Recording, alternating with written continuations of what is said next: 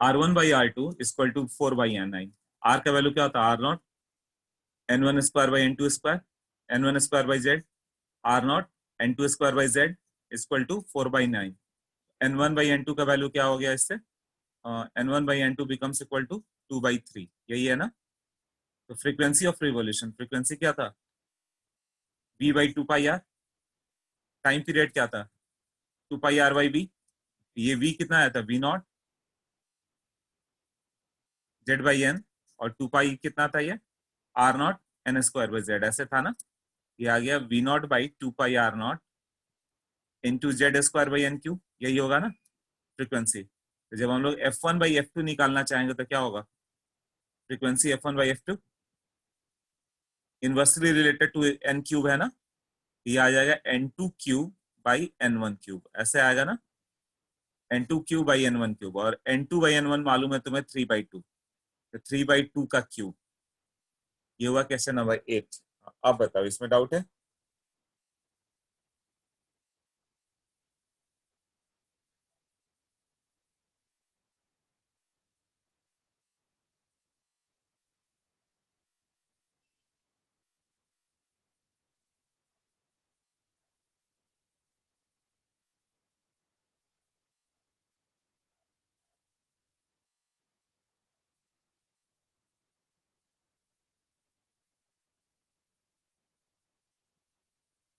इसमें कोई डाउट है अभी? बताओ।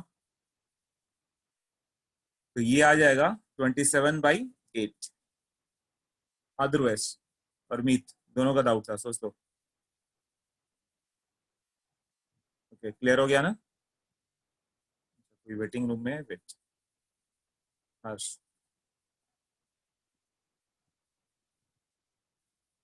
ओके, तो नेक्स्ट फिर से जाते हैं। क्या भेजा तुमने व्हाट्सएप पे? देखता हूँ।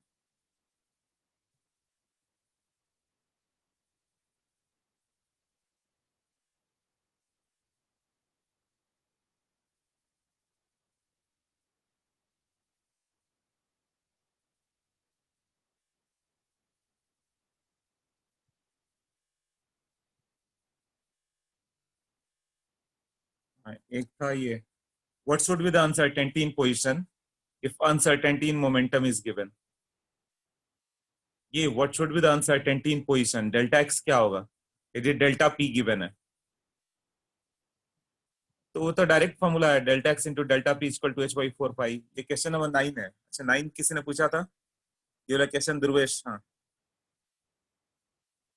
Delta x dot delta p equal to H/4 pi, delta p दिया हुआ है। तो ठीक है, ऐसे करो। हो सकता है आंसर नहीं आया हो तुम्हारा। यूनिट ऐसा ही मेंटेन कर देना बस। ये ग्राम सीजीएस यूनिट में दिया हुआ है ना, और यूनिट ये इधर एसआई लाना है।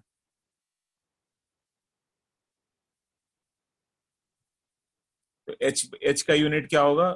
10⁻⁴ वो एसआई यूनिट है ना? इसको ग्राम सेंटीमीटर पर सेकंड को 10 टू ग्राम सेंटीमीटर पर सेकंड डेल्टा पी है। सेंटीमीटर पर सेकंड।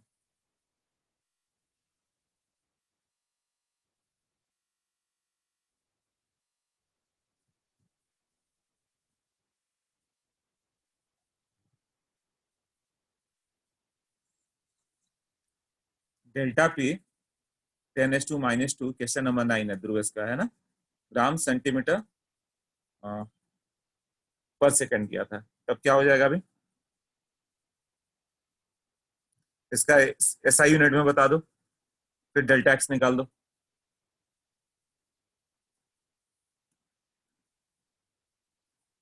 इसका एसआई यूनिट में बताओ, and then delta x into delta p equal to H/4 pi. ये किलोग्राम मीटर पर सेकंड। तुम लोग खुद कन्वर्ट करो, ये कन्वर्सन प्रॉब्लम ना है। उसके बाद इसमें पुट करेंगे हम लोग।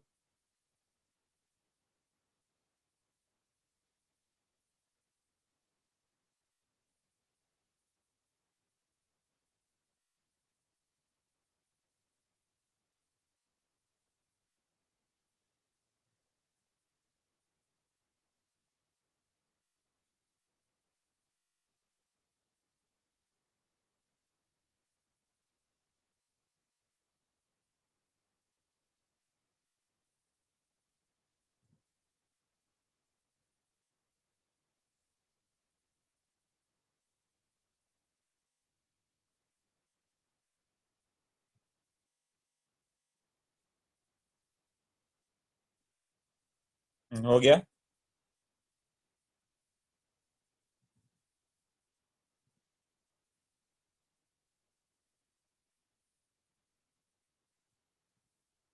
यूनिट एंड डायमेंशन पढ़ चुके हैं ना। 10⁻² ग्राम है, 10⁻³ से मल्टीप्लाई करोगे तो किलोग्राम हो गया। अब सेंटीमीटर से मीटर लेना है तो क्या करना होगा? 1 सेंटीमीटर में कितना मीटर होगा फिर वो? 10⁻² मीटर ना। यहाँ पे 10⁻² मीटर भी कर दो फिर, इंटू 10⁻²।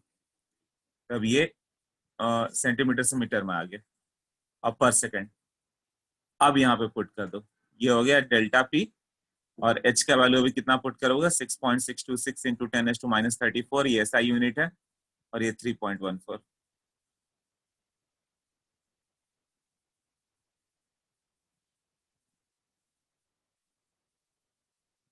ये जूल सेकंड एसआई यूनिट होता है ना। अभी कैलकुलेट करो तो ध्रुवेश, अभी आंसर आ रहा है तुम्हारा।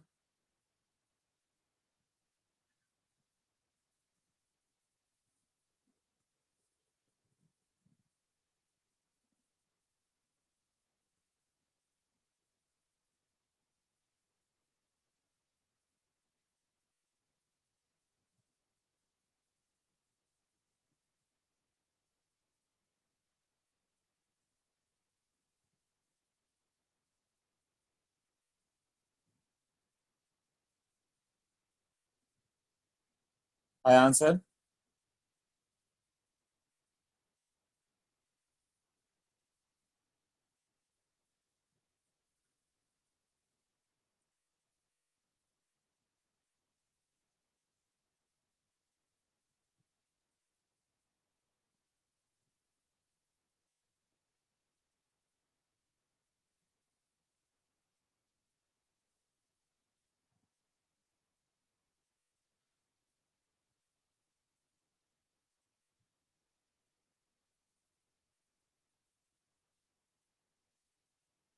कन्वर्सन रॉन्ग हुआ था, ओके ठीक है ध्रुवेश। तो अभी हो गया राइट। नेक्स्ट क्वेश्चन देखा तुम्हारा क्या था।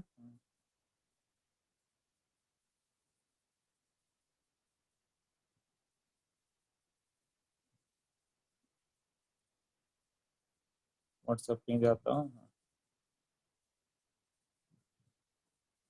9th कर दिया अभी। उसके बाद ये 2 हो गया। हाँ ध्रुवेश, उसके बाद तुम्हारा ये क्वेश्चन नंबर 5 to 7। हाँ ये सब क्वेश्चन मैंने बताया था कि कैसे करना है। साई के वैल्यू 0 करोगे तो नो।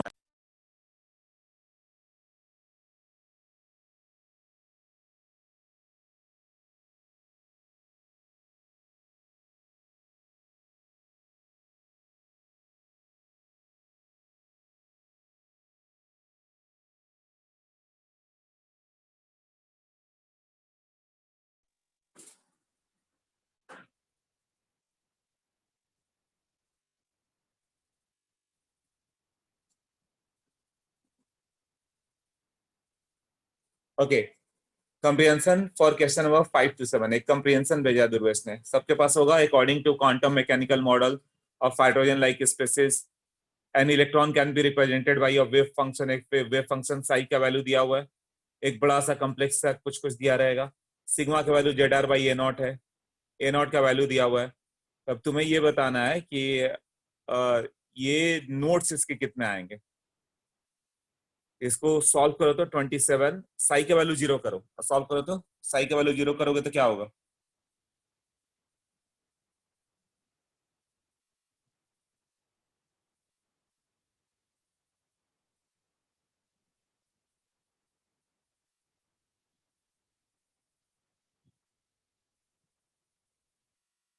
20 साई का वैल्यू 0 करोगे तो 27 - 18 sigma plus 2 sigma square.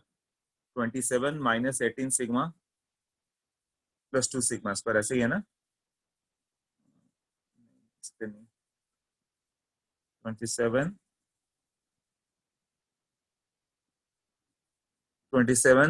- 18 sigma plus 2 sigma square. 27 - 18 sigma plus 2 sigma square. 27 - 18 sigma plus 2 sigma square. Sai का समथिंग यहाँ पे ए बी कुछ कुछ दिया हुआ है ना, सी वगैरह इक्वल टू 0 कर दो, तो अल्टीमेटली जो ये क्वाड्रेटिक बच गया उसी को 0 करना पड़ेगा। हाँ, अब इससे सिग्मा का वैल्यू बताओ तो, दो वैल्यू क्या आ रहा है। उसके बाद एक और डेटा था सिग्मा के बाद,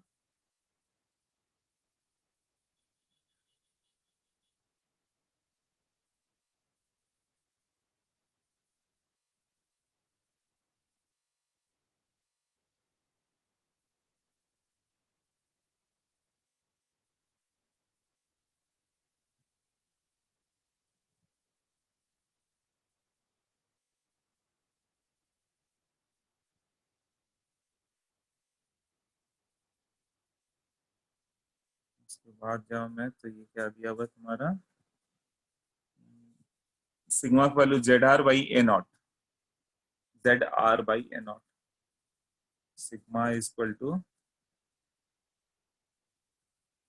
Z R by A naught. हाँ, यहाँ सिग्मा का क्या है, क्वाड्रेटिक सॉल्व करके लिखा तुम लोगों ने, कोई, अच्छा वेटिंग रूम में विघ्नेश, ओके। हाँ, ये कितना आ गया क्वाड्रेटिक सॉल्व करके बताओ।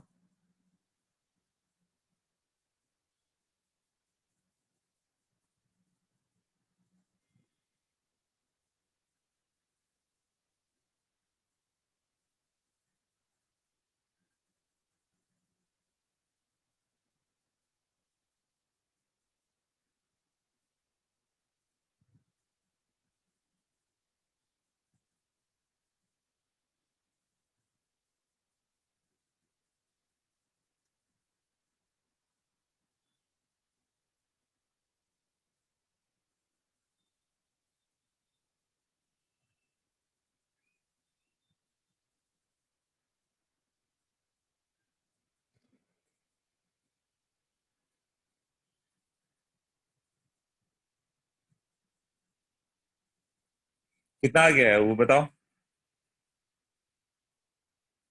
18 प्लस माइनस रूट, अरे उसे सॉल्व करो ना, तो कैलकुलेटर यूज करो, यूज करके बताओ मुझे वो, विघ्नेश।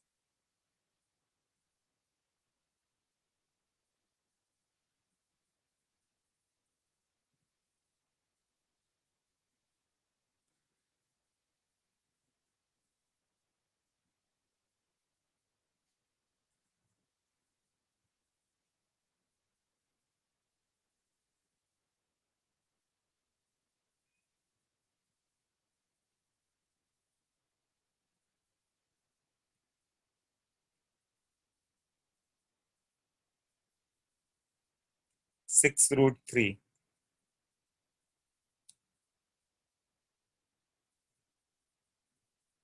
ओके। सो 6√3 दो आ रहा होगा ना वैल्यू, एक ही आ रहा है क्या, माइनस करके। अच्छा 18 प्लस माइनस रूट 108/4, 108/4 कितना आ गया तुम्हारा, 27, 27 का स्क्वायर रूट कितना ले लिया तुमने।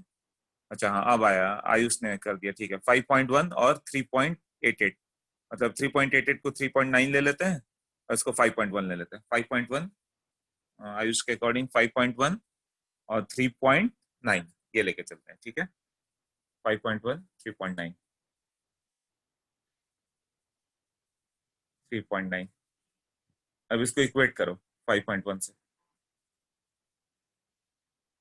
सौरभ कौन है, सौरभ इस बैच का है क्या, सौरभ शेल के, गलती से आ रहा है वो, अच्छा। Anagha ma'am, hello ma'am.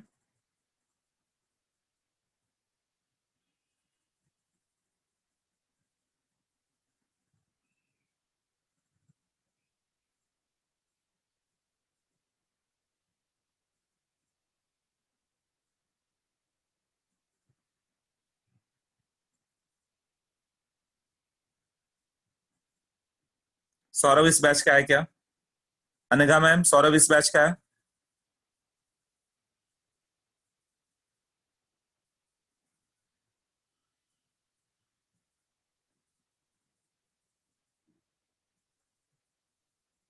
Anagha ma'am are you there.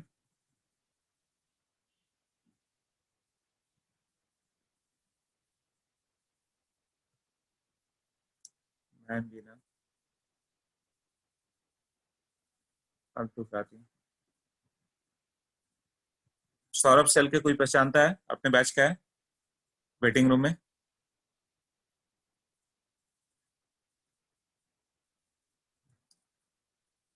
नहीं, उसे छोड़ देते हैं। हाँ तो वो इस बैच में नहीं रहता ना, तुम लोगों ने देखा हो ना, 8-10 लोग ही हो ना। हाँ तो ये कोई और है। और अनघा मैम क्या कर रही है? अनघा मैम आती है क्या इस बैच में? क्योंकि जो मॉर्निंग में बच्चा डिस्टर्ब कर रहा था वो हो सकता है वही हो।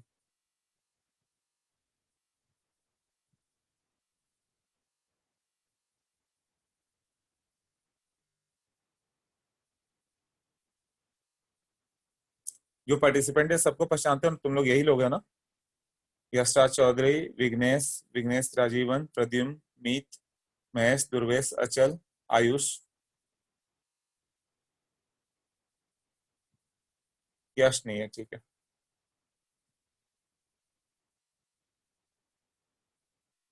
ओके ठीक है, ये वैल्यू आ गया ना, ए नॉट और जेड। तो इसमें दो, देखो, आर का जो दो वैल्यू आएगा, ये एक आ गया 5.1 और एक बार 3.9 रखो, ये आ गया 3.9 ए नॉट बाई जेड। और ए नॉट का वैल्यू फिक्स है, ए नॉट का वैल्यू दिया हुआ था तुम्हें, कितना दिया हुआ था देखो, ए नॉट का जो वैल्यू है,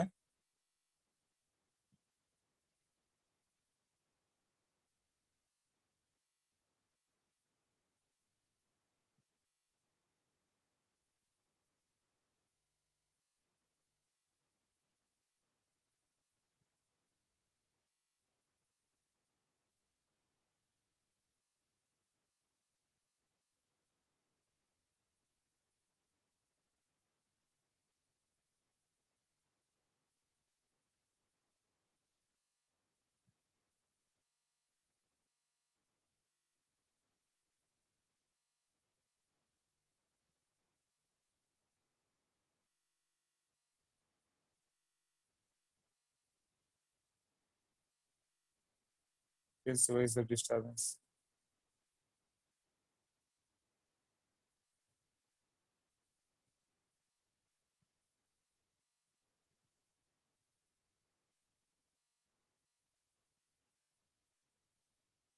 ठीक है चलो देखते हैं।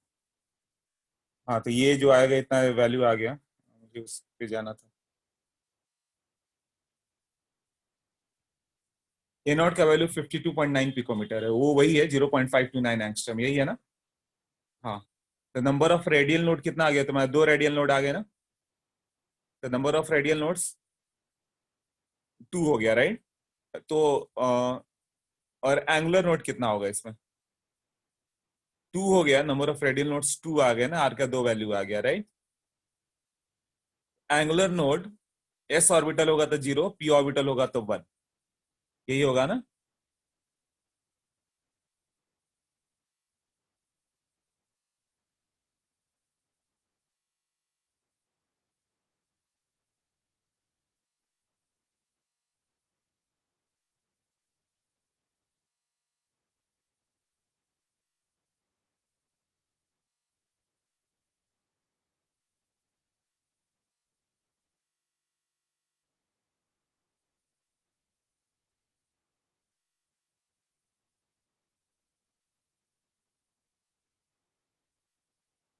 इसमें एक चीज ये है कि आइडेंटिफाई खुद से करना पड़ेगा कि वो कौन सा पार्ट है इसका, है ना?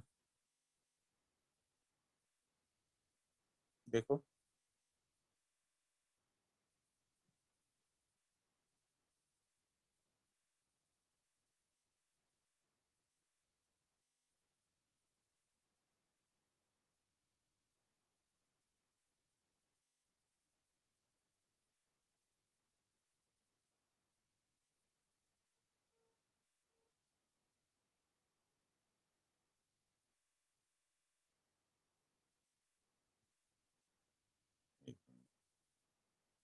हाँ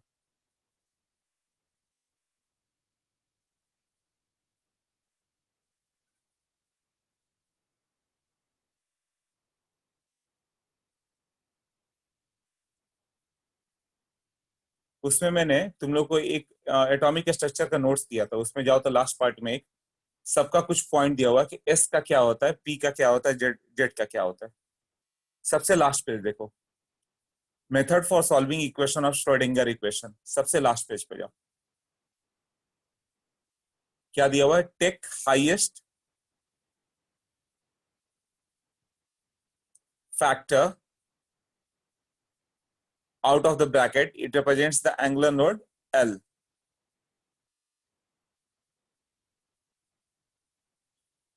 R by sigma out of the bracket, it represents the node L. Inside the bracket, the expression with plus minus is said to be polynomial, or its power is R by sigma is equal to radial node n minus L minus 1, वो उसको represent करेगा। हाँ, अब इसमें क्या बताया उसने, are का वैल्यू जो हो गया, ये देखो पहले हो गया कि 6/a0 माइनस r/a0, आर को बाहर कर दिया गया। हाँ, तो उसमें आर जो आ गया तुम्हारा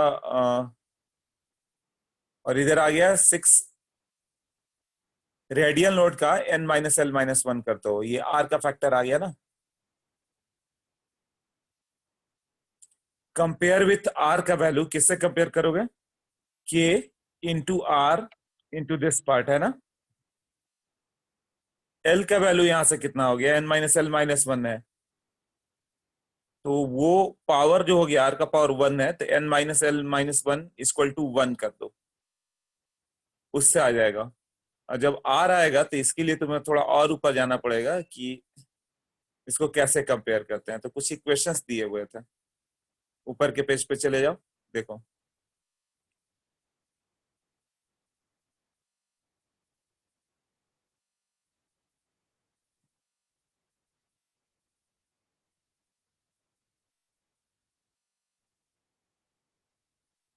three S, three P, three D सबके कुछ इक्वेशन दिए हुए हैं।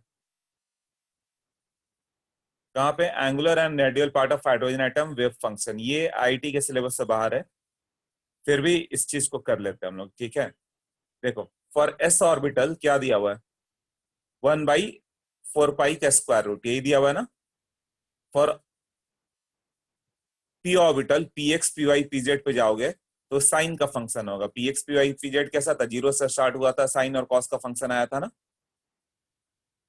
और रेडियल पार्ट्स पे चले जाओगे, are N L R, 1s, 1s का वैल्यू कितना हो गया? यहाँ पे दिया हुआ है something factor into E raise to minus sigma by 2, 2s radial node. 1s पे देखो आर का वैल्यू कहीं भी जीरो नहीं हो रहा है, 2s में सिग्मा का वैल्यू आ रहा है कुछ जहां पे वो जीरो होगा। 2 minus sigma equal to zero, मतलब सिग्मा का वैल्यू 2 होगा तो एक रेडियल नोड आएगा ना, 2p।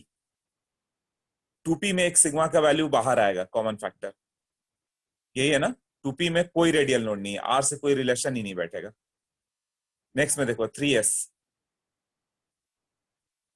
वही क्वाड्रेटिक आ गया तुम्हारा, समथिंग करते हुए वो डिस्टेंस पे आएगा। और 3p,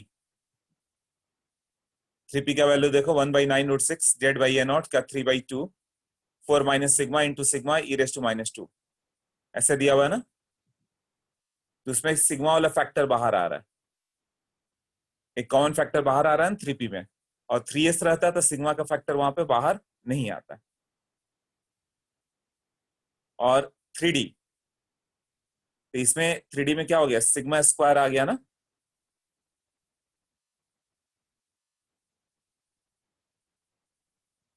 E raise to minus sigma by 2, 3d में कोई रेडियल नोड नहीं होगा तो आर के साथ कोई रिलेशन नहीं है, 4 माइनस सिग्मा वगैरह।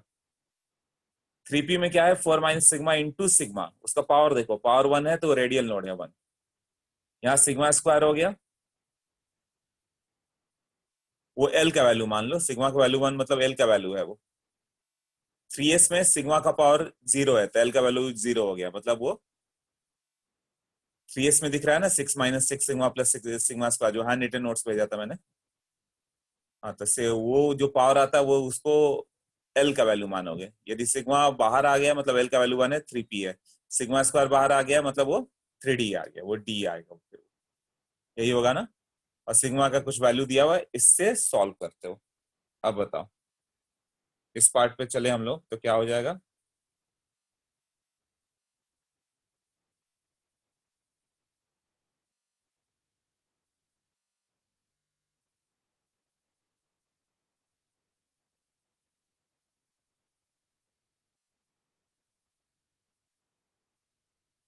ओके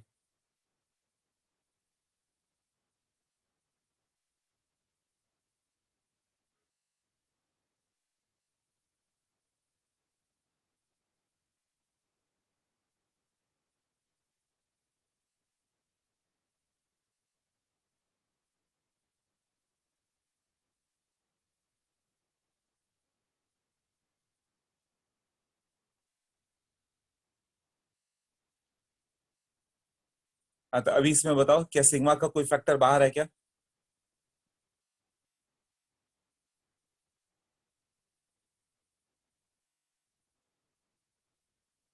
नहीं है ना?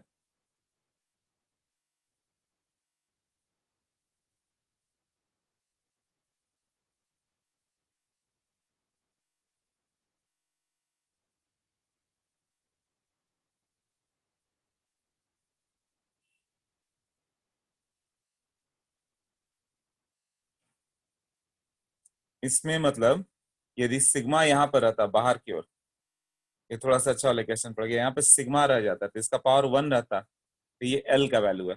एल का वैल्यू 1 मतलब पी होता, ये स्क्वायर रहता मतलब एल का वैल्यू 2 होता, जीरो है मतलब ये एस है। तो सिग्मा का पावर जीरो ही आया हुआ है ना, तो एस हो गया। तो ये S orbital with the two radial node कौन सा होगा? S orbital with the two radial node किस में होगा? 3s में टू रेडियल नोड होता है ना। कैसे? n minus L minus one equal to two, 3 minus zero minus one, क्या बोल रहा हूँ, n चाहिए था ना, टू, n का वैल्यू 3 आ गया, इसका मतलब 3s होगा। क्लियर हो गया? तो दो रेडियल नोड है, no angular node, zero node. हाँ, तो ये थोड़ा अच्छा क्वेश्चन पड़ गया, सोच लो।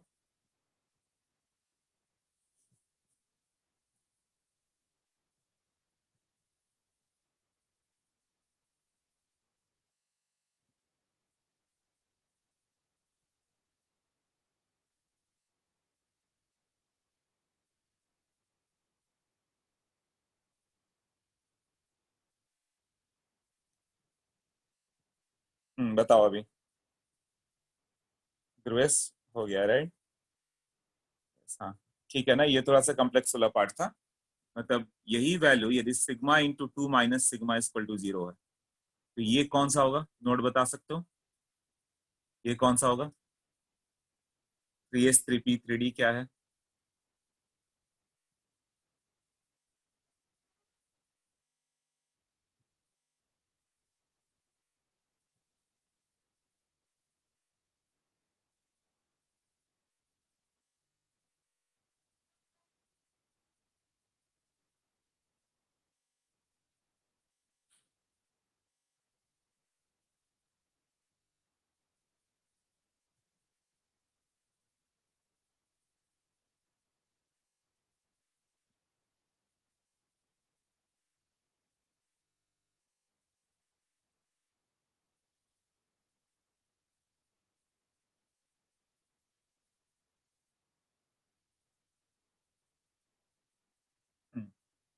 थ्री पी होगा।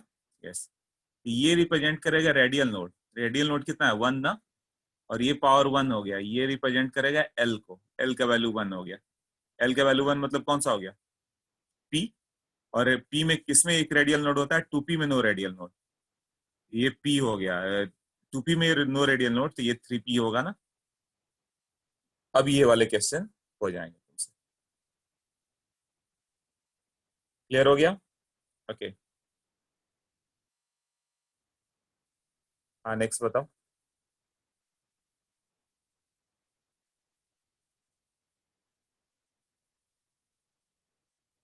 नेक्स्ट में देखे तो कौन सा हो गया, तुम लोगों ने भेजा होगा व्हाट्सएप पे, व्हाट्सएप व्हाट्सएप पे किसने भेजा था अभी, 593, हाँ तुम्हारे नंबर से देखा था। तो चलो, अभी तो इसका तीनों का आंसर आ गया ध्रुवेश। हो गया ना ये क्वेश्चन नंबर 5 और 6? 5 और 6 में देख के मालूम चला सिग्मा का फैक्टर बाहर नहीं है, मतलब सिग्मा का पावर जीरो हो गया, मतलब 3s हो गया। और दो रेडियल नोड है तो 3s पे ही आएगा ना। रेडियल नोड 2 है, एंगुलर नोड 0 है, आंसर ऑप्शन सी जाता। और वो कौन सा होगा, तो पॉसिबली 3s हो जाता। ठीक है। magnetic moment of xn plus 26 is root 24, the number of unpaired electrons and value of n. Magnetic moment of xn plus xn कौन सा 26 mn fe पे n प्लस दिया जाए तो मैग्नेटिक मोमेंट रूट 24 भी है fe पे n प्लस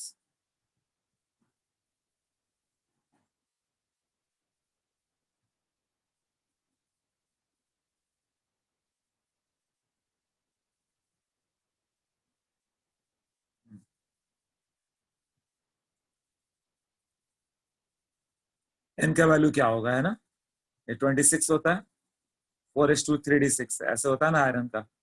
उसने बोला कि ये magnetic moment is root 24 bm। n का वैल्यू कितना होगा, root over n into n plus 2 equal to root 24। n का वैल्यू क्या रखने पाएगा, 4 रखने पे आ जाएगा ना, तो 4 अनपेयर्ड इलेक्ट्रॉन। तो यदि Fe प्लस होगा तो 4s1 3d6 कितने अनपेयर्ड इलेक्ट्रॉन बच जाएंगे, इधर 1 और इधर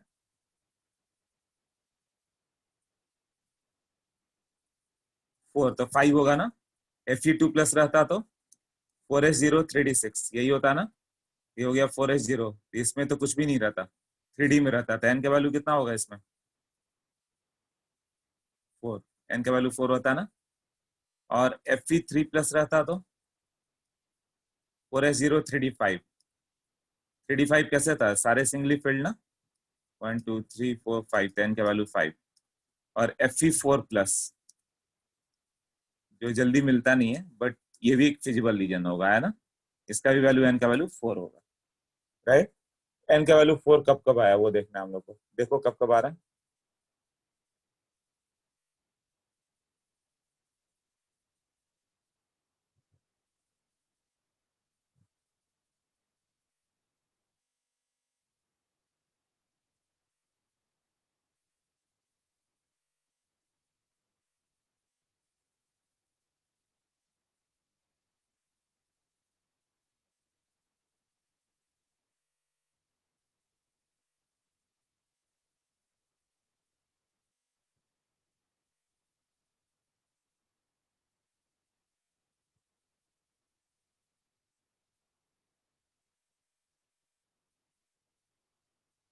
कहाँ गया तुम्हारा क्वेश्चन, व्हाट्सएप पे जाना पड़ेगा फिर से, हार्ड कॉपी रहता ना, इससे इतना टाइम वेस्ट नहीं होता।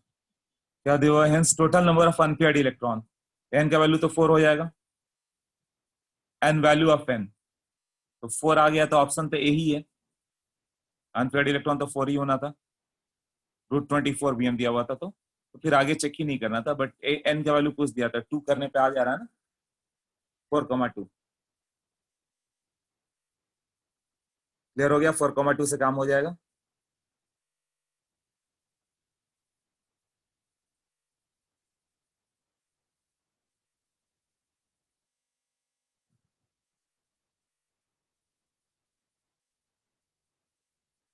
ओके देख लो, अब कौन सा डाउट है ध्रुवेश, तुमने तो जो भेजा व्हाट्सएप पे बता दिया, और कौन सा है,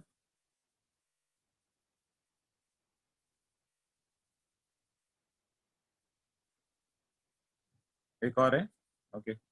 What is the work function of the metal if the light of wavelength 4000 angstrom generates photoelectron of velocity 6 into 10 to minus 6 into 10 to 5 metre पर second, JEE mains online 2019 previous time का है ना। वर्क फंक्शन कितना होगा, wavelength दिया हुआ, अरे तो सब तो दिया, वेलोसिटी दिया है, कई मैक्स निकालो तो हाफ एम बी स्क्वायर से।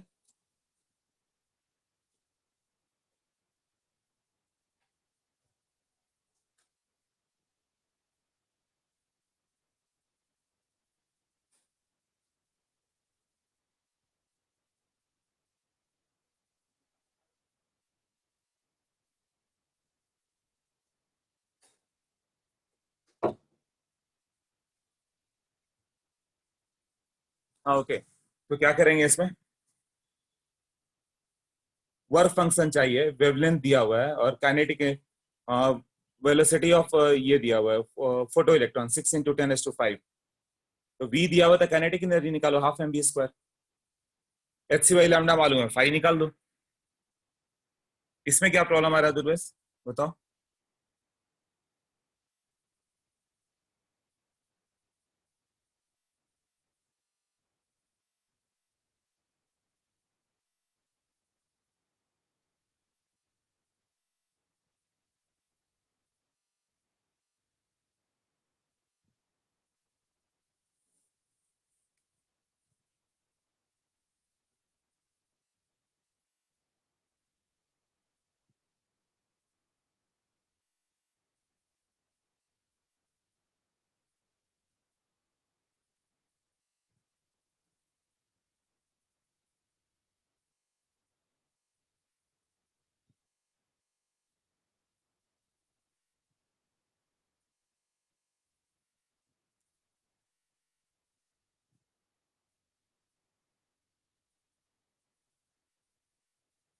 हो जा रहा है।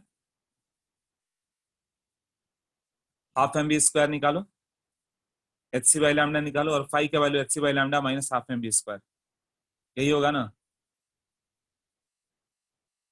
हाँ तो बताओ इसमें क्या डाउट आ रहा है।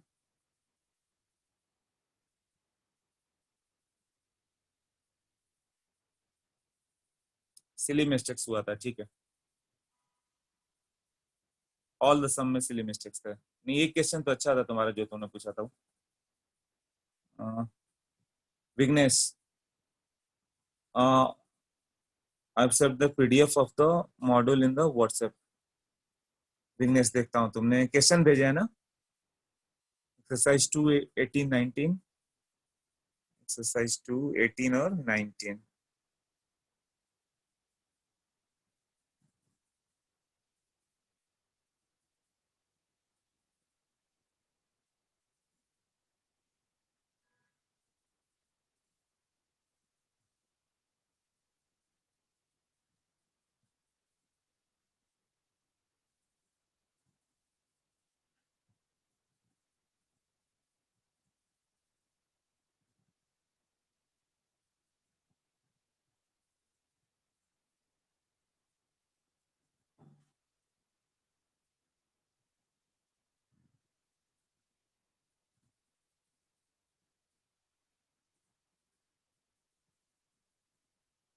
रुको, तो मुझे व्हाट्सएप पे जाना पड़ेगा। ये व्हाट्सएप यहाँ तो हो गया सब। ध्रुवेश के क्वेश्चन, ऑल कॉम्प्लेक्सेस, नहीं तुम्हारा नहीं आंसर।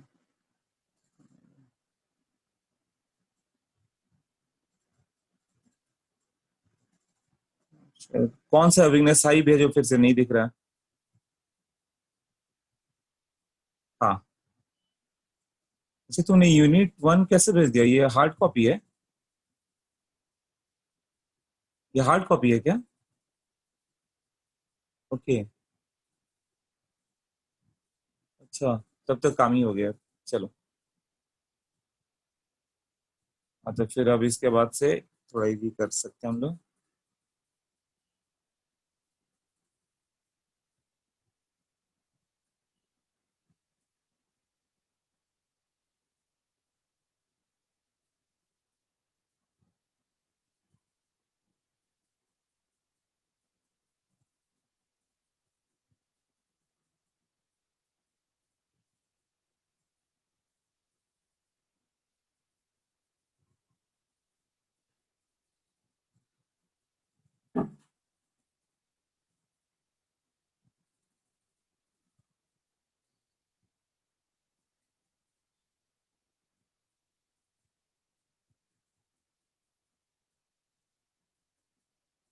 ओके, ठीक है। ये सब कोटा मॉड्यूल, अच्छा सर वहां से थे। ये एक्सरसाइज हार्ड कॉपी अब मेरे पास भी है, अब आराम से पूछ सकते हो तुम लोग। मैं जाता हूँ दुर्वेश हमारे क्वेश्चन पे, ये तुमने जूम में भेजा ना।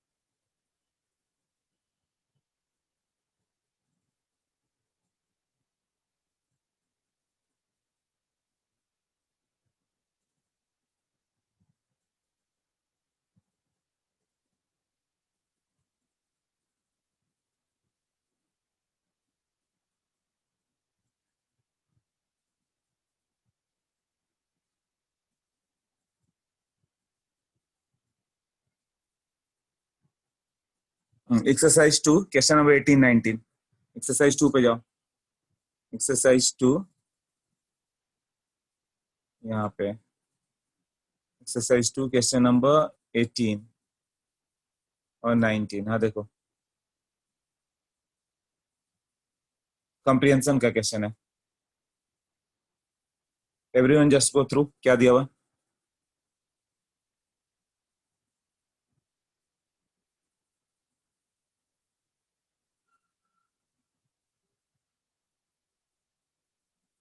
एक बार पढ़ लो बस।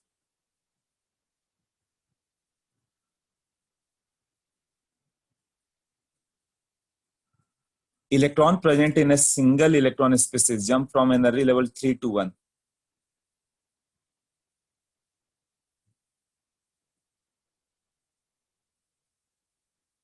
Electron present in a single electron species jumps from energy level 3 to 1.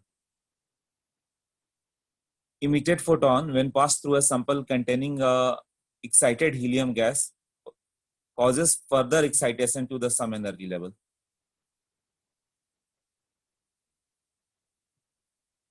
To determine the atomic number of that and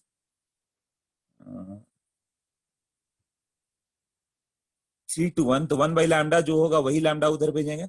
1 by lambda is equal to r by z square 1 by 3 square 1 by 1 square minus 1 by 3 square। अब उसको helium plus में करेंगे तो कहाँ पे जाएगा देखो, उसके बाद इनिशियल और फाइनल सब आ जाएगा। 1 3 हाइड्रोजन के लिए हीलियम प्लस पे क्या करना होगा। हाँ ठीक है, तो देखो तो क्या करेंगे,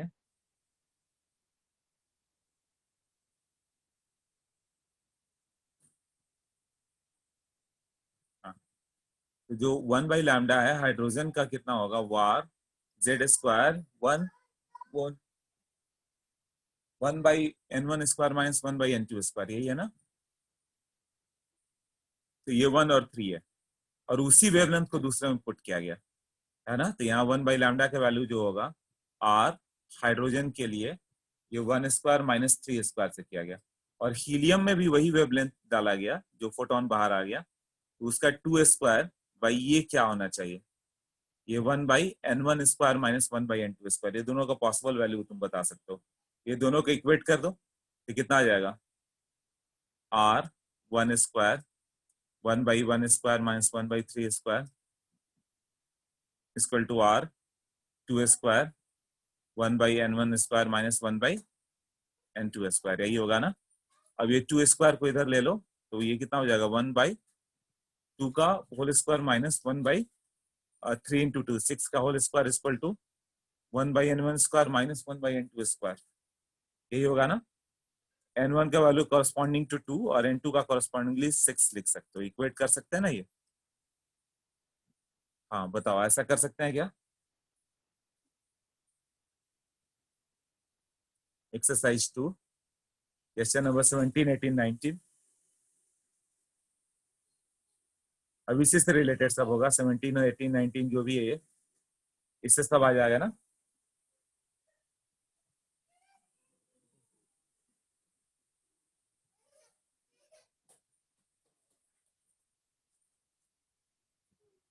हाँ कितना आ जाएगा बताओ। क्लियर हो गया ना विघ्नेश, तो क्या 18 19 का आंसर आ जा रहा है जो भी है देखो तो।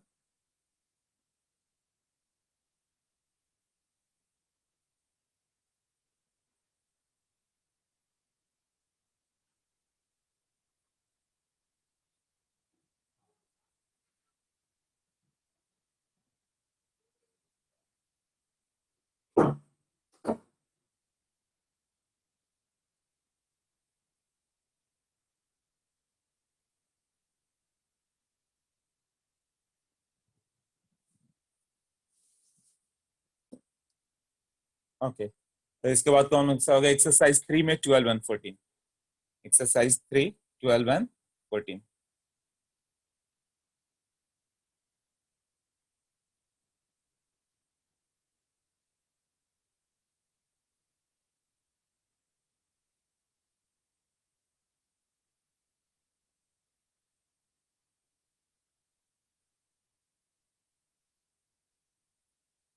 12 देखो,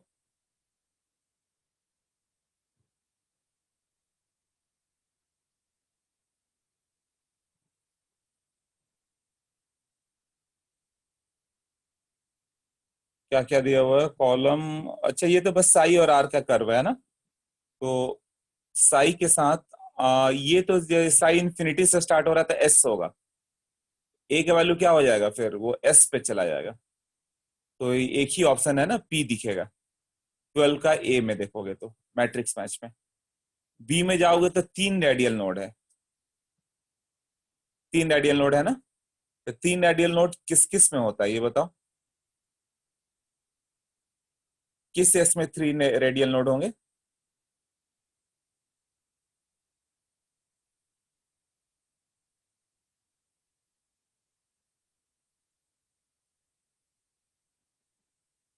हाँ, 3 रेडियल नोड 1s में 0 होता है, 2s में 1 होता है, 3p में 2 होता है, 4s में 3 होता है, तो 4s में होगा।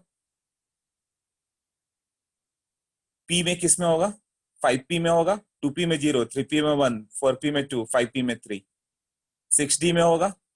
तो 3 रेडियल नोड 4s, 5p और 6d में होगा, तो आंसर होगा p q and s।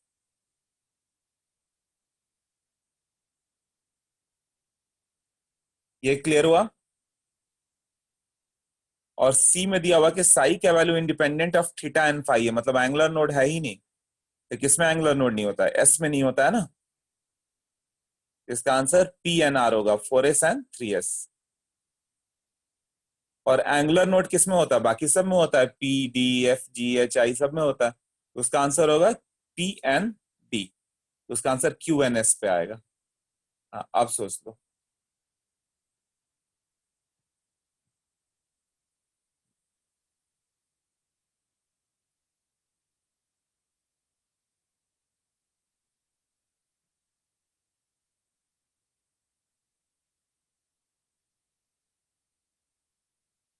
Okay, understood. Exercise अभी कौन सा किया हम लोग ने विग्नेस, 2 का 18 और 19 किया, 3 का 12 एंड 14, 3 का 12 एंड 14। ये था। हाँ क्या। ओके, तो ये मैट्रिक्स मैच था, आगे देखो।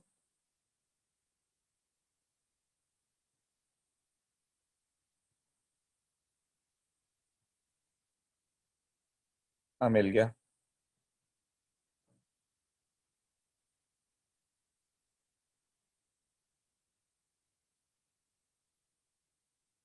Orbital with equal number of radial and angular node किसमें इक्वल होगा। 3d x² - y² में कितने रेडियल नोड होंगे, 0। 3d में नो रेडियल नोड, और एंगुलर नोड तो 2 होंगे। 2p में क्या होगा, रेडियल नोड 0, n - l - 1, और एंगुलर नोड 1। इसमें भी नहीं आया।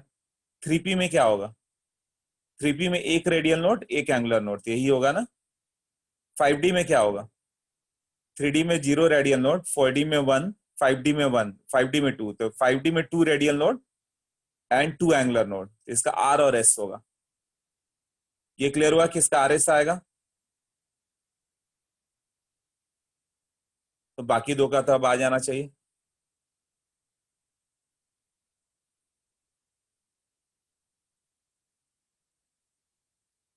Number of radial node less than the number of angular node, तो 3d में एंगुलर नोड कितना होता है, एल मतलब 2, और रेडियल नोड 0। तो 2 - 0, 2 आ गया ना, तो बट 1 चाहिए। नहीं, रेडियल नोड लेस होना चाहिए देन द एंगुलर नोड, तो हाँ इसमें तो 3d x² - y² में है ना। 3d में क्या होता है, एक रेडियल नोड, सॉरी 3d में 0 रेडियल नोड और एंगुलर नोड 2 होता है। तो पी आ जाएगा आंसर। अब 2pz होगा क्या, 2p में एंगुलर नोड कितना होता है, 1, और रेडियल नोड 0, तो ये भी हो जाएगा ना। 3p वो तो इक्वल था, 5d वो भी इक्वल था। सी में क्या है, orbital with 0 radial node but with 2 angular node. 0 radial node हो, 0 रेडियल नोड किस में होता है, 1s, 2p, 3d, जो जहां से स्टार्ट होता है, 4f, 5g, 6h ऐसे ना, उसमें रेडियल नोड 0 होता है। तो रेडियल नोड 0 वाला कौन सा हो गया, 2p, 3p में 2p में रेडियल नोड 0 होगा, और उधर 3d में रेडियल नोड 0 होगा। But 2 angular node, angular node किस में 2 होगा, 3d में 2, d में 2 एंगुलर नोड होते हैं, p में एक ही एंगुलर नोड होता है, तो इसका आंसर केवल p होगा ना। हाँ, आप बताओ। एक्सरसाइज 3 का 12, 14 अभी क्लियर हो गया।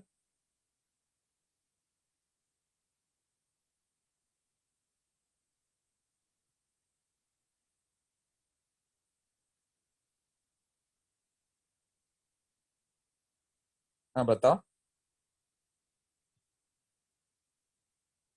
Okay clear.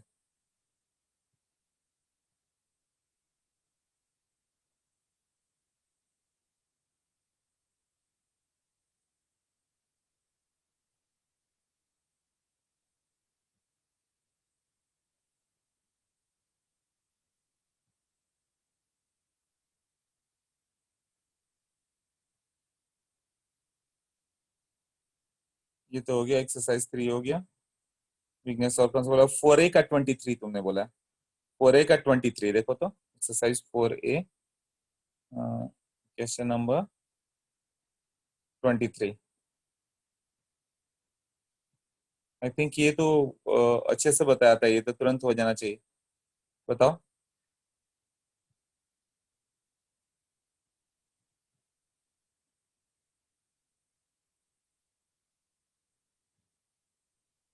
क्या क्या दिया हुआ है? Frequency of the lights and number of electron.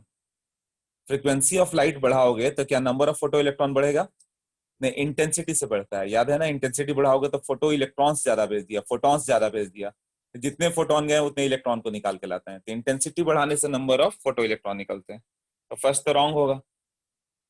दूसरा देखो, kinetic energy of the electron और इंटेंसिटी, तो ये भी मैंने बताया था कि ये दो बहुत इंपॉर्टेंट स्टेटमेंट आईआईटी में कई बार आए हुए हैं, कि इंटेंसिटी बढ़ाने से काइनेटिक एनर्जी पे फर्क नहीं पड़ता। काइनेटिक एनर्जी किस पे था? h-5। फ्रीक्वेंसी बढ़ाओगे तो काइनेटिक एनर्जी बढ़ता है।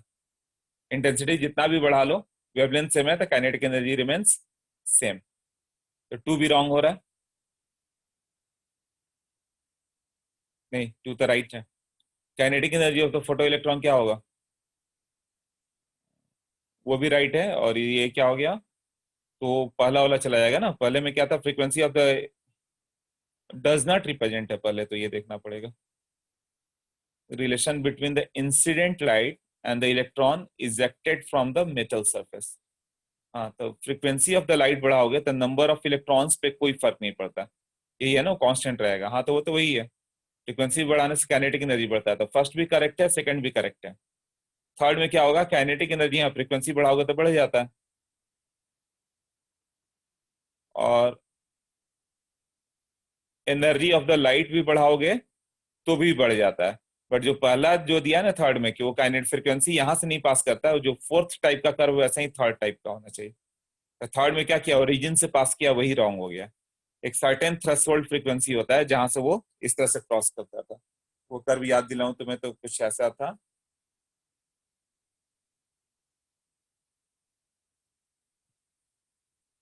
के E max equal to h-5। ये था एक्स एक्सिस, ये था सी, ये वाई एक्सिस, ये था स्लोप। याद आया होगा? y equal to mx-c। तो ये यहाँ पे कट किया, ऐसा गया और यहाँ से निकला। ये थ्रेशोल्ड फ्रीक्वेंसी था, ये काइनेटिक एनर्जी था, और ये 5 था। ओरिजिन से नहीं कर सकते ना, उसने ओरिजिन दे दिया था, यही रॉन्ग हो गया ना। ये राइट कर्व है जो बताया हुआ है। क्लियर हुआ विग्नेस?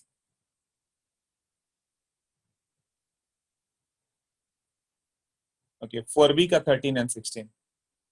4B पे जाओ।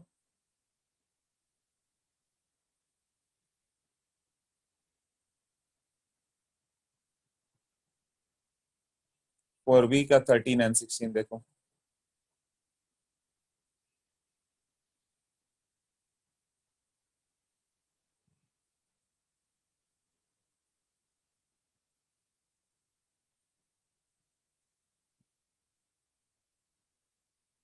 Which of the following combination of a statement is true regarding the interpretation of atomic orbital?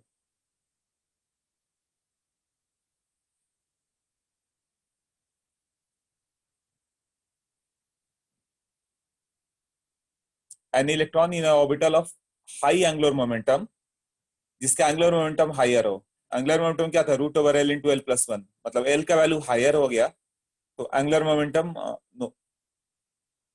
Orbital की बात कर रहा है ना, atomic orbital, orbital angular momentum लोग ले रहे हैं, तो एल का वैल्यू हाई हो गया, मतलब SP-D-F, तो एल का वैल्यू बढ़ते चला जाता है।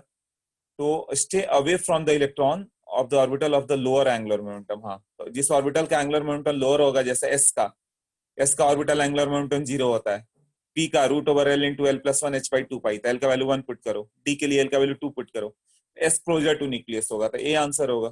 बट ये सब तो मोर देन वन करेक्ट है, तो इसमें क्या होगा, आंसर 2 3 4 कुछ भी हो सकता था, फिर बी देखना पड़ेगा। For a given value of N the size is proportional to azimuthal quantum number.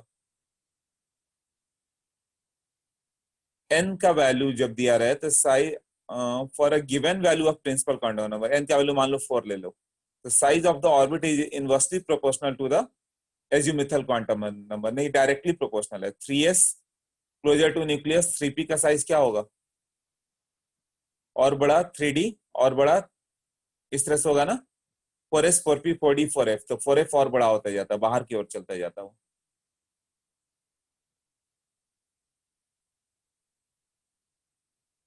Inversely नहीं होगा, डायरेक्टली जाएगा फिर वो, तो ये तो नहीं हो पाएगा फिर। According to wave mechanics ground state angular momentum is equal to h by 2 pi. Wave mechanics के कारण ground state angular momentum is equal to h by 2 पाई।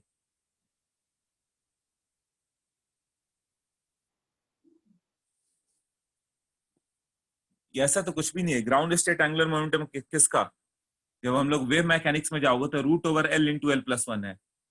अब ये बोस थियरी नहीं है कि एनएच बाई टू पाई लगाएंगे, ऑर्बिटल एंगुलर मोमेंटम की बात कर रहा है वो। एल का वैल्यू 0 1 2 3 4 सबका अलग लगाएगा ना, तो H by two pi fix कैसे हो गया, वो रॉन्ग हो रहा है, इसका अलग, पी का अलग, डी का अलग, एफ का अलग, ऐसे होगा। फोर्थ देखो, the plot of Sai versus are, psi का आर के साथ, ठीक है, वेरियस एजिमुथल क्वांटम नंबर मतलब S P D F shows peak shifting towards the higher value of r।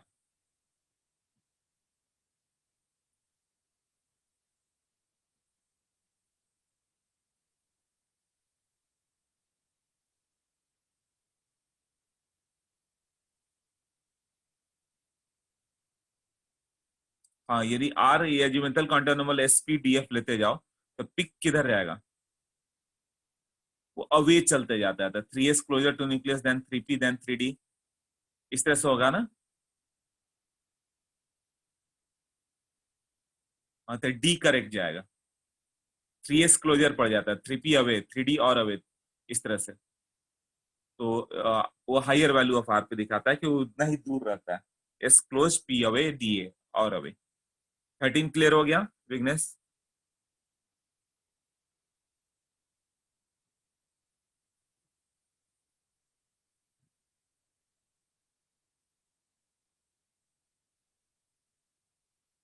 13 ही पूछा था ना, पहले वो देखने दो, मैंने कुछ और बता दिया तुम्हें। यस क्लियर, हाँ 13 पूछा था। अब नाउ 16 है तुम्हारा, है ना। 16 क्या है, p is the momentum of the fastest electron ejected from a metal surface after the radiation of light having the wavelength lambda। Velocity आ जाएगा, है ना, kinetic energy half M B square, kinetic energy h nu minus phi है। अब then 1.5 p momentum of the photoelectron, the wavelength of the light should be what. Momentum यदि 1.5 p कर रहे हो तो मतलब वेलोसिटी 1.5 टाइम करना है, यही है ना। तो वेवलेंथ पे क्या रिलेशन होगा, तो p के लिए लैम्डा चाहिए, तो 1.5 p के लिए क्या चाहिए, तो सॉल्व करने से आ जाता है।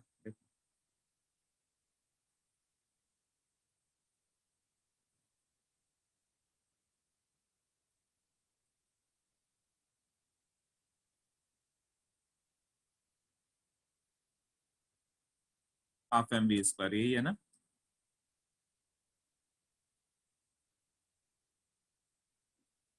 तो p के लिए लैम्डा, तो 1.5 p के लिए लैम्डा डैश का वैल्यू क्या होगा, ये पूछा है ना। इसको पुट कर दें, H C by lambda equal to, एक काम करो, इसको मोमेंटम के टर्म में लिख देते हैं, तुम्हें इजी पड़ेगा, हाफ एम से मल्टीप्लाई कर दो, डिवाइड कर दो, एम स्क्वायर वी स्क्वायर लिख दें ऐसे, plus five h C by lambda, h C by lambda equal to 1/2 mass of electron into p square plus five.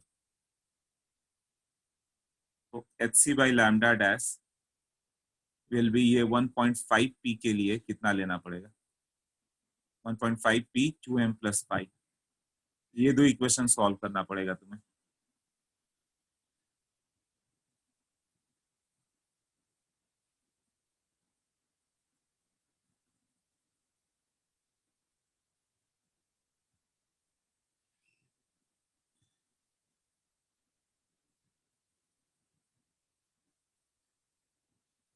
और भी कुछ डेटा है क्या इसमें? सॉल्व करने में प्रॉब्लम हो गया, एक बार सोच लो। If p is the momentum of the fastest electron, lambda 1.5 p, the wavelength of the light should be, assume kinetic energy of the ejected photoelectron to be very high in comparison to the work function। मतलब phi को neglect करो, kinetic energy के respect में phi को neglect करो, मतलब phi का value 0 लेना है। एक और डेटा है ना, इसको इक्वल टू 0, इसको भी इक्वल टू 0 लिया, तो phi वाला टर्म ही हट गया फिर आगे से, है ना। ये हटा दो, ये हटा दो, ये हटा दो। अब तो सॉल्व हो गया ना, अब तो बस डिवाइड करना है। ये दोनों को डिवाइड करोगे तो क्या हो जाएगा यहाँ पे? ये आ जाएगा H C cancel, 2m cancel, और ये कितना आ जाएगा? Lambda dash by lambda, lambda dash ऊपर गया, और ये p बाई 1.5 p का स्क्वायर, ये कितना होगा? 3/2, मतलब 4/9 हो जाएगा ना, 4/9 lambda dash by lambda. Clear हो गया अभी?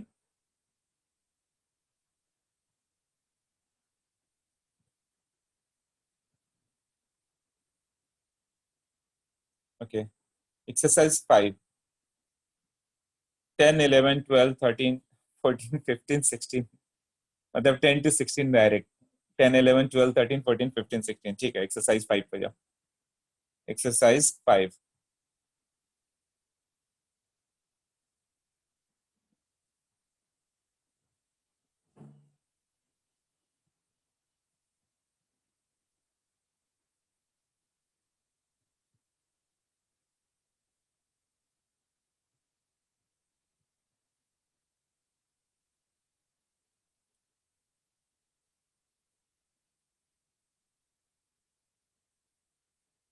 एक्सरसाइज 5 देखो।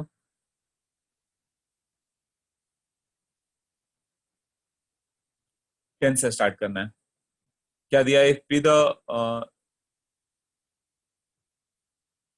P is the probability of finding the one electron of the hydrogen atom in a spherical cell of infinitesimal thickness dr। इसका वैल्यू था 4 pi r square dr, है ना। At a distance r from the nucleus, the volume of the cell is 4 pi r square d square। तो ये लिखने की जरूरत क्या थी? ये तो डिराइव्ड ही है, सबको मालूम है ना। तो qualitative sketch of the dependence of P on the R। तो 1s का तुम्हें बस ये बताना P और R कैसे आता था वो। तो प्रोबेबिलिटी उसका 1s का कर्व कैसा आता था? 4 pi r square d r psi का नो नोडल प्लेन, एक ही था ना, आंसर बी था ना। 2s था तो नीचे से गया था, वो याद होगा तुम्हें। क्या हो गया था कि ये 1s का 4 pi r square psi square d r का कर्व जब करेंगे आर के साथ, तो यहां से स्टार्ट होकर ऐसा गया था, यही था ना 1s का। 2s का कहां से स्टार्ट हो जाता था? 2s बताया था यहाँ से स्टार्ट होगा, एक छोटा लॉब एक बड़ा लॉब, ऐसे गया था ना। 3s कैसा गया था? एक छोटा लॉब, फिर एक बड़ा लॉब, और एक और बड़ा लॉब, ऐसे ये रेडियल नोड से। तो बस उलझाने के लिए कुछ कुछ डेटा दे दिया कि तुम पढ़ के छोड़ दो, आईआईटी जानबूझ कैसा करता है। हाँ, ओके नेक्स्ट देखें। तो आंसर इसका बी होता। नेक्स्ट देखो, 11, 12 एंड 13। अच्छा हाँ, ये वाला क्वेश्चन नहीं तभी का है। हाँ, जेई 2017 ना, बहुत कम लोग कर पाए थे, कुछ कुछ रॉन्ग करके आ गया था, क्योंकि बहुत ज्यादा उलझा दिया था। देखो ये कंसेप्चुअल पार्ट कैसे करेंगे।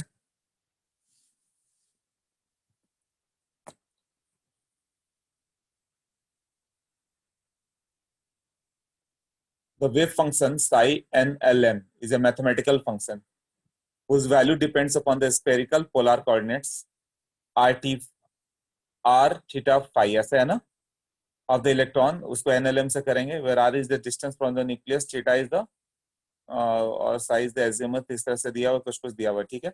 1s के लिए क्या होगा? psi n l और m। 1s में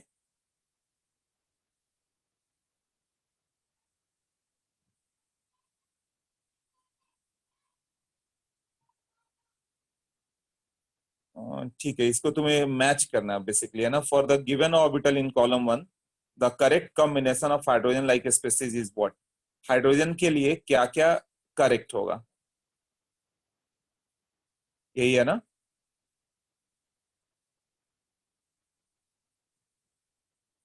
वन एस में इतना तो क्लियर है कि रेडियल नोड नहीं होगा, यही होगा ना। तो वन एस का वन का तो वन आएगा, फर्स्ट का तो फर्स्ट जाएगा ना।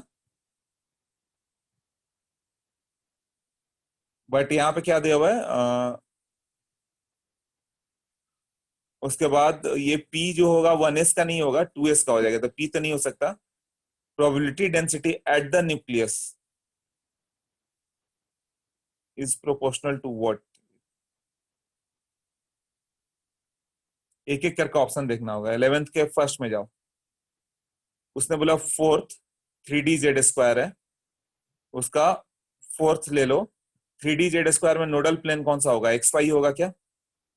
नहीं, उसमें हर जगह होता है, एक्स वाई में एक एनुलर रिंग होता है और ये होता है, तो फोर्थ का फोर्थ नहीं हो सकता था, तो ए तो रॉन्ग हो गया उसका, 11 का ए रॉन्ग हो गया। बी पे जाओ, तो सेकंड क्या है, 2s। 2s का एक रेडियल नोड होगा, टू का टू करेक्ट आ रहा है, और इसका कर्व बोला है कि पी होगा क्या। हाँ, तो साई का आर के साथ तुम्हें याद होगा कि ये पी होगा, इन्फिनिटी से स्टार्ट होता है और एक जगह एक नोडल प्लेन एक जगह कट करेगा और वहां वहीं पे रह जाएगा।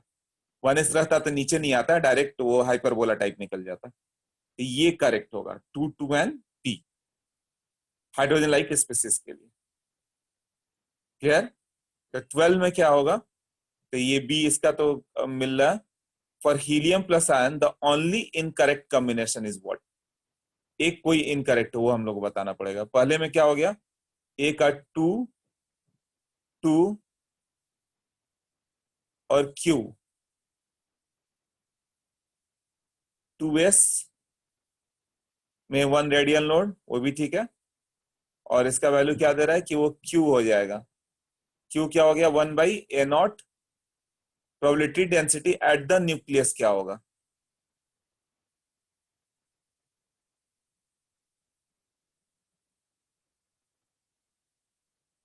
जेड का वैल्यू टू पुट कर दो, देखो तो क्या आ रहा है, साई एनएलएम दिया हुआ है ना 1s के लिए।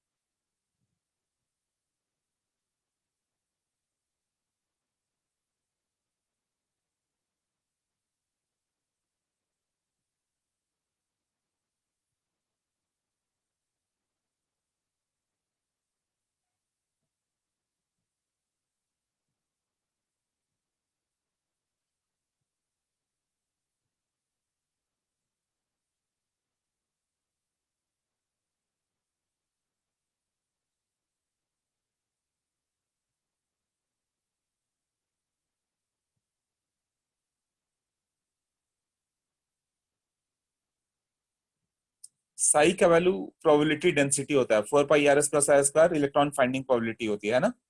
तो साई का वैल्यू क्या ये होगा क्या, density at the nucleus, R का वैल्यू जीरो पुट करो। जीरो पुट करने पे क्या होगा, ई का पावर -0 मतलब वन हो गया, इज प्रोपोर्शनल टू z⁻²3/2। और जेड का वैल्यू क्या पुट करना है, हीलियम प्लस है मतलब टू पुट करना है, तो 2/a⁻³ आएगा। हीलियम प्लस के लिए क्या, टू टू के साथ क्यू आएगा क्या, प्रोबेबिलिटी 1/a0³ आया क्या, नहीं a0³ नहीं आ रहा, वो a0 का 3/2 आ रहा है ना, पावर 3/2 दिया हुआ है ना।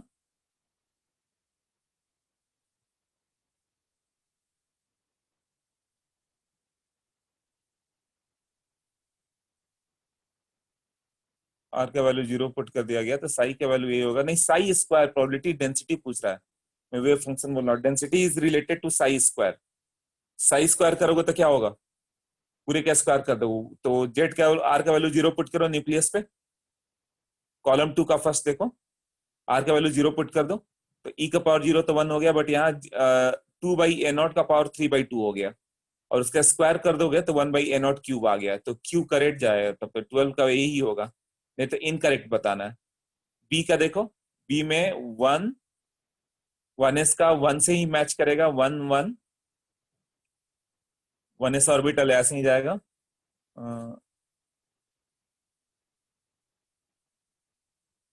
अ, और क्या दिया है एस, और अगले में आर दिया हुआ है, तो एस करेक्ट होगा यार, कोई तो होगा ही।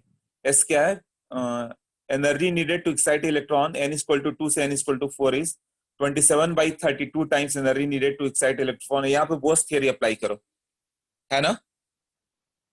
तो बोस थियरी से कितना आ जाएगा? 2 से 4 जाने में 27/32 टाइम्स ज्यादा एनर्जी चाहिए क्या देन n इक्वल टू 2 से 6 जाने में।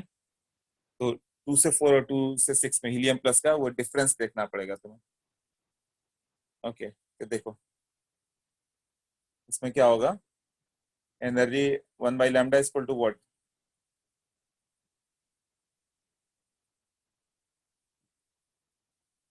डेल्टा ई कितना होता है? hc/λ ना। तो R h c Z square by 1/n² minus 1/n²। तो डेल्टा ई फॉर 2 to 4 और डेल्टा ई 2 to 6 कितना होगा हीलियम के लिए? तो जेड वगैरह तो सब कैंसिल हो गया, बचेगा यही 1/2² माइनस 1/4² और ये 1/2² माइनस 1/6²। ये कितना आ रहा है?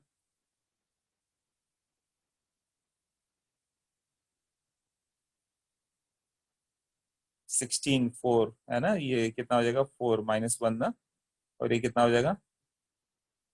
4 और 36 है ना, तो 36 ले लें, तो 36 माइनस, देख लो कहीं मैथमेटिक्स में रॉन्ग नहीं हो रहा है ना। हाँ ये 9 होएगा ना, 9 - 1 ना, ऐसे ना। कैलकुलेशन एक बार चेक कर लेना। तो 3/16 इंटू 36/8।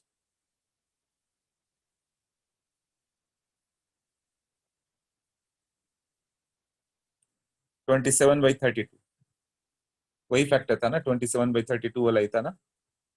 हाँ, ये एस होगा इसका। तो 2 के साथ 1 के साथ 1 के साथ एस राइट है, और एक दिया है 1 के साथ आर, वो भी तो राइट हो गया। अभी बताया प्रोबेबिलिटी डेंसिटी मैक्सिमम होता है जो फर्स्ट वाला कर्व, देखो साई के वैल्यू वहां पे, तो साई स्क्वायर भी तो वहीं पे मैक्सिमम होगा ना। साई भी मैक्सिमम पे होगा, साई स्क्वायर भी मैक्सिमम पे होगा, यही होता है ना 1s का।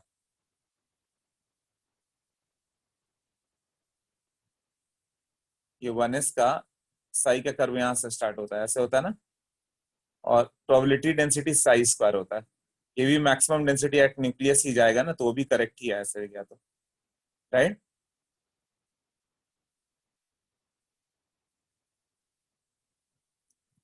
तो एक ही लास्ट बच गया, इसको तो चेक भी नहीं करना पड़ता, बट क्या रॉन्ग है वो देख लो। 1 3 nr 1s का ये कर्व दे रहा है, जो आर वाला वैल्यू हो गया, ये तो होगा ही नहीं ना। कॉस थीटा साइन थीटा तक 2p के कर्व में आता है ना, उसमें एंगुलर नोड आते हैं, तो साइन कॉस वगैरह आ जाते हैं। ओके, नेक्स्ट देखो।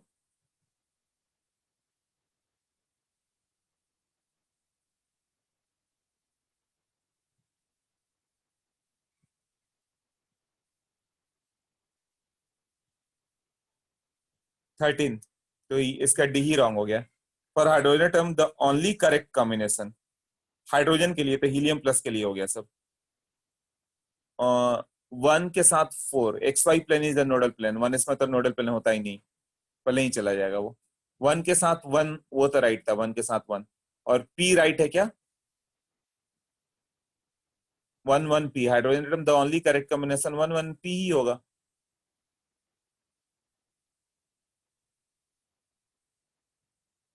13 में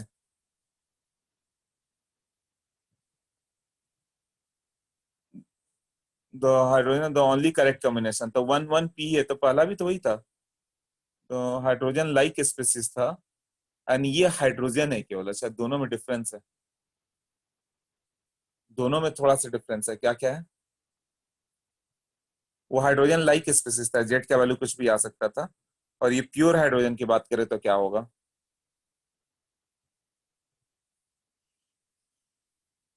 तो 1s में 1 1 p तो होगा ही नहीं, वो तो 2s के लिए हो सकता था ना।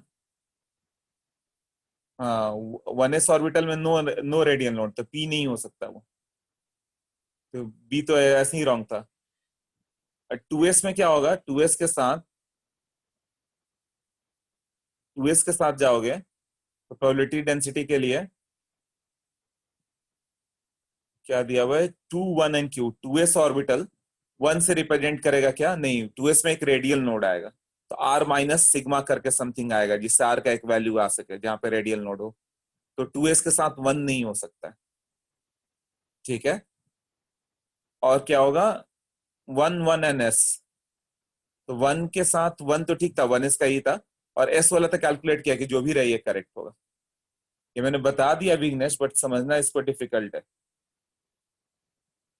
तो ये तुम्हें थोड़ा अपने 2 4 बार खुद से सोचना पड़ेगा तभी आएगा।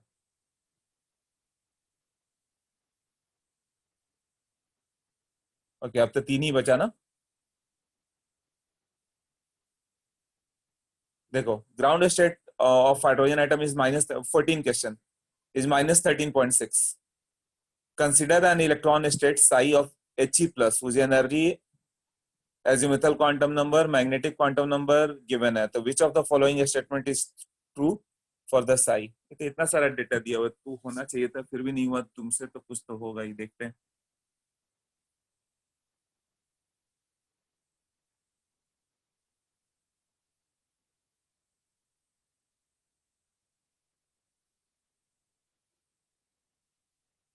ग्राउंड स्टेट हाइड्रोजन का -13.6 है, और electronic state psi of helium plus, helium plus ऐसा है जिसका azimuthal quantum number and magnetic quantum number और एनर्जी -3.4 है, तो हीलियम प्लस के किस ऑर्बिट का एनर्जी -3.4 होता है, सेकंड ऑर्बिट का, यही है ना। तो सेकंड ऑर्बिट का -3, नहीं, सेकंड ऑर्बिट का -13.6 होता है, फोर्थ ऑर्बिट का होगा ना, -13.6 Z² / n² इक्वल टू -3.4। तो सॉल्व करो तो फोर्थ ऑर्बिट का आ जाएगा तुम्हारा -13.6 इंटू 2² / 4²। हाँ, तो फोर्थ ऑर्बिट आ गया। अब उसमें क्वांटम नंबर एजिमिथल 2 दिया हुआ, मतलब 2 L का वैल्यू 2 मतलब D हो गया, तो 4D हो गया, और 4D में M का वैल्यू 0 वाले की बात कर रहा है वो, ठीक है। ये डिकोड हो गया कि 4D है। उसके बाद क्या हो गया, which of the following statement are true for the psi, तो 4D में कितने एंगुलर नोड होंगे, D में 2 एंगुलर नोड होते हैं, है ना, तो आंसर ये होगा। रेडियल नोड कितना होता है 4D में, 3D में 0, 4D में 1 रेडियल नोड, यही होता है ना, तो radial node 3 radial node be wrong हो रहा है, 1 रेडियल नोड होगा। उसके बाद क्या दिया हुआ, it is a 4D state, हाँ 4D स्टेट में ही ये होता है ना, तो सी करेक्ट हो गया। D, the nuclear charge experienced by the electron in this state is less than 2e, where e is the magnitude of the electronic charge।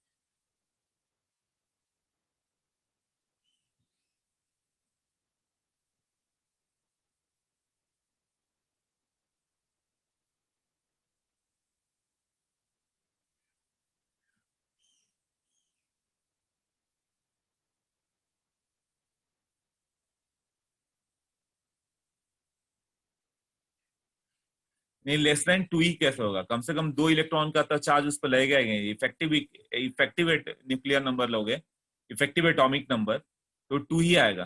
क्यों, बीच में कोई इलेक्ट्रॉन है ही नहीं, He+ है, तो जेड माइनस सिग्मा जो करते हो, सिग्मा का वैल्यू 0 है, तो पूरा का पूरा 2 प्रोटॉन का चार्ज उस पर वर्क करेगा, तो लेस नहीं होगा, इक्वल आएगा, तो इसलिए डी रॉन्ग हो जाएगा, तो 14 का आंसर ए एंड सी आएगा।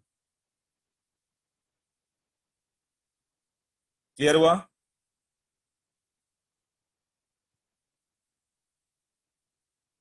क्लियर है ना विघ्नेश।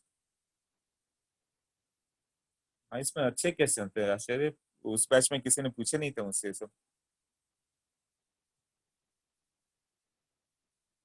अब देखो, फिर से पैराग्राफ है पूरा बड़ा सा।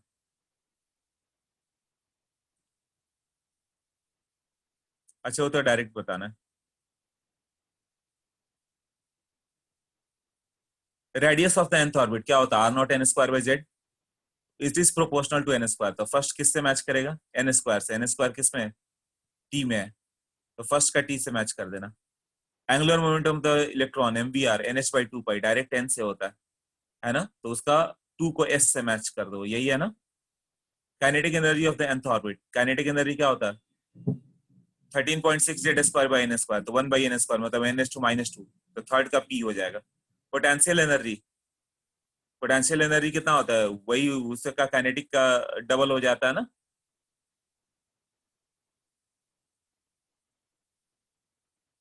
तो वो भी तुम्हारा यही चल जाएगा, n का पावर -2। अब बताओ, करेक्ट कॉम्बिनेशन बताना है। 2 का क्या था?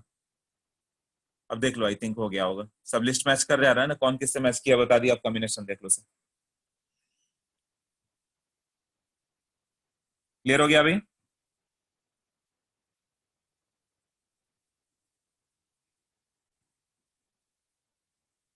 Okay, done. और कुछ हो तो करके आओ, नेक्स्ट टाइम देखते हैं फिर।